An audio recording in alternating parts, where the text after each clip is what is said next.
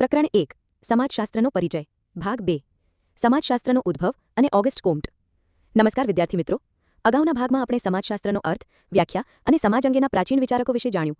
હવે સમજીએ કે સમાજશાસ્ત્રનો ઉદ્ભવ કેવી રીતે થયો અને ઓગસ્ટ કોમ્ટને સમાજશાસ્ત્રના પિતા કેમ કહેવામાં આવે છે. સમાજશાસ્ત્રનો ઉદ્ભવ. જો કે પ્લેટોથી લઈને સેન્ટ સિમોન સુધીના અનેક વિદ્વાનોએ સમાજ વિશે પોતાના વિચારો રજૂ કર્યા હતા, છતાં સમાજશાસ્ત્ર એક સ્વતંત્ર સામાજિક વિજ્ઞાન તરીકે 19મી સદીમાં પશ્ચિમ યુરોપમાં વિકસ્યું. હવે પ્રશ્ન થાય કે આ સમયગાળામાં જ સમાજશાસ્ત્રનો જન્મ કેમ થયો. તેના મુખ્ય કારણો આ હતા. પુનર્જાગરણ, જેના કારણે નવી વિચારધારાઓનો જન્મ થયો. ઇંગ્લેન્ડની ઔદ્યોગિક ક્રાંતિ, જેના કારણે મોટા ઉદ્યોગો ઊભા થયા, ગામડામાંથી લોકો શહેરોમાં આવ્યા અને નવી સામાજિક સમસ્યાઓ ઊભી થઈ. ફ્રેન્ચ ક્રાંતિ, જેના કારણે જૂની રાજાશાહી અને સામાજિક વ્યવસ્થામાં મોટા પરિવર્તન આવ્યા.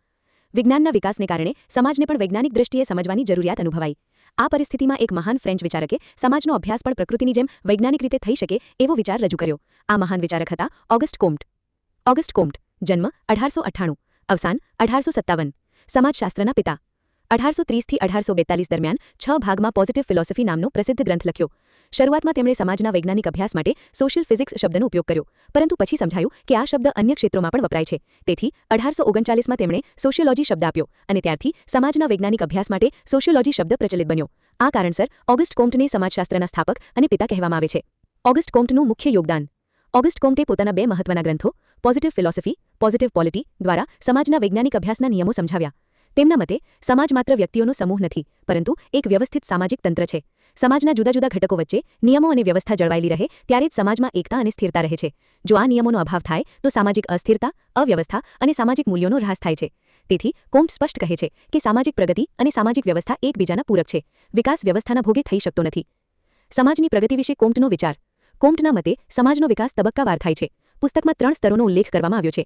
1. ધાર્મિક સ્તર, 2. અલૌકિક અથવા તત્વચિંતનાત્મક સ્તર, 3. વૈજ્ઞાનિક અથવા પ્રત્યક્ષવાદી સ્તર. તેમણે સમજાવ્યું કે સમય જતાં સમાજ ધાર્મિક સમજણમાંથી વૈજ્ઞાનિક વિચારસરણી તરફ આગળ વધે છે. વૈજ્ઞાનિક પદ્ધતિ પર ભાર. ઓગસ્ટ કોમ્ટનું સૌથી મોટું યોગદાન એ હતું કે તેમણે સમાજના અભ્યાસ માટે પણ વૈજ્ઞાનિક પદ્ધતિ અપનાવવાની વાત કરી. તેમણે ખાસ કરીને આ પદ્ધતિઓ પર ભાર મૂક્યો. નિરીક્ષણ એટલે કે ઓબ્ઝર્વેશન, તુલના એટલે કે કમ્પેરિઝન, પ્રયોગ એટલે કે એક્સપેરિમેન્ટ અને ઐતિહાસિક પદ્ધતિ એટલે કે હિસ્ટોરિકલ મેથડ. સાથે જ તેમણે સમાજમાં બનતી ઘટનાઓના કારણ અને પરિણામના સંબંધો શોધવાનો આગ્રહ રાખ્યો.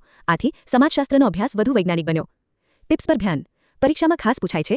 ઓગસ્ટ કોમ્ટ જન્મ 1898, અવસાન 1857. સમાજશાસ્ત્રના પિતા.